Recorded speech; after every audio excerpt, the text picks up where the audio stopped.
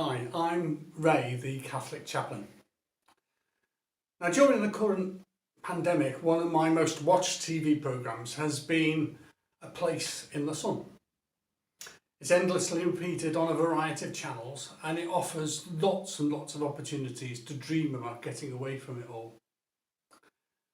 And the idea of getting away from it all can be a good thing. We all need a holiday occasionally. We all need a place or time of rest. But sometimes getting away can become running away. Some will have seen the classic comedy from the 1970s, The Fall and Rise of Reginald Perrin. Some of us are even old enough to have seen it first time round, rather than as a repeated classic. In it, Reggie tries to escape from the boredom of his unfulfilled life by leaving everything behind. Wife, family, friends, his job. He leaves all his clothing on the shore and swims off to start afresh. Some of us at one time or another, and particularly in the present circumstances, might, like Reginald Perrin, have dreamt of leaving everything behind. All the ties and responsibilities that nail us down, all the daily drudge, our half-heartedness about our work, our studies, or our families, the weight of our past and our failures, the worries about the future, all those things which define us. It might be so wonderful to simply dump all the baggage of life, to disappear and start again in another place, with a new passport, perhaps with a Swiss bank account. In our fantasies, running away from everything would free us to start again as a new person, to become someone else. More intelligent, more successful, more popular or better looking, more the person I want to be. It can be an entirely selfish desire. Now, the Bible too has a famous story about somebody running away from responsibilities. The story of Jonah. Now, the first time God called him, the responsibility was too much and he ran away as far as possible. He left everything behind to start afresh in Tarshish, which at the time was at the opposite end of the known world. Of course, running from the call did him no good. We cannot hide from God. We cannot run from who we are.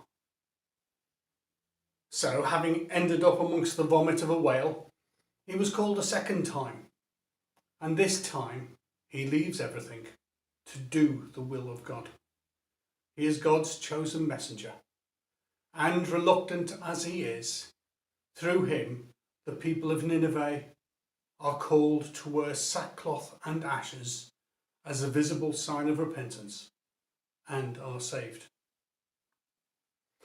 In the Gospels of Matthew, Mark and Luke, we are told the story of 4 fishermen who also leave everything behind. All the ties and bonds of work and family to follow Jesus. But they leave everything in response to the call. Follow me, I will make you fishers of men.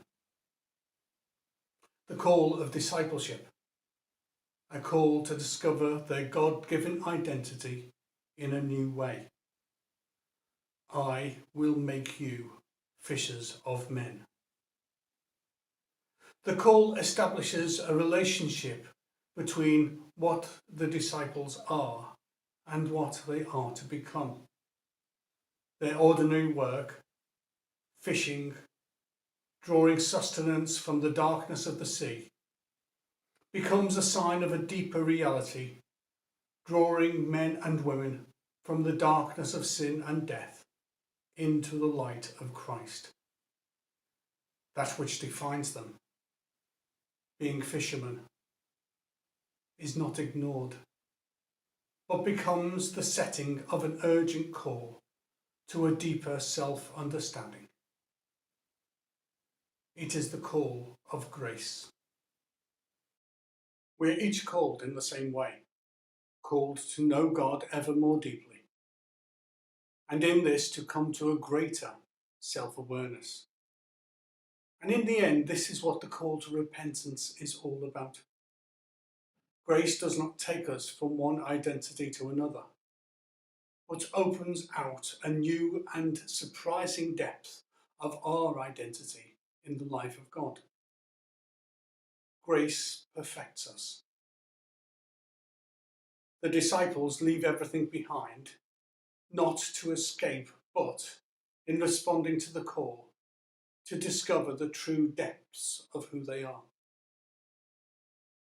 For some, like the disciples in the gospel, this call will require a leaving behind. In religious life, for example. But for most people, the call will not require a complete leaving behind, but an expanded vision of who we are and our value in God's plan. It is a call that requires of us that we also take on an expanded vision of who others are as well. The call of Jesus during this season of Lent, which begins with the symbol of ashes, is the same as that which Jonah carried to the people of Nineveh. It is a call to repentance, because the kingdom of heaven is close at hand. It is a call not to allow sin and all the failures of life to define us. But more than this, it is a call through grace to turn to Christ as a disciple. Now, grace can be seen as a free gift from God, offered to all. A river flowing from him, where we may swim freely if we choose to. If we swim with the current, it returns to God. Most, however, seem to prefer to spend their time fighting against the current, swimming in all directions in an attempt to find their own way. Because they swim against the current, everything seems harder. Confusion and uncertainty reign. No wonder people want to escape and start again. The church uses a Greek word to describe the process of turning to swim with grace. Metanoia. And it represents a true change in direction, a penitent change towards Jesus Christ. The urge to escape who we are often weighs very heavily upon us, but there are no real clean slates in this life.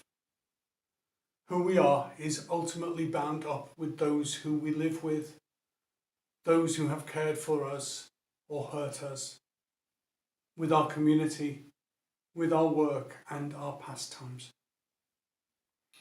Reggie Perrin discovers this when he realises he still loves his wife. And in this discovery, the seeds of his success are sown. The call to God's grace doesn't offer us a new identity, the fantasy life that we may have always longed for. The call to be a disciple is a call to move to an even deeper understanding of who we are called to be, who those around us are called to be. It is a call to love, not selfishness.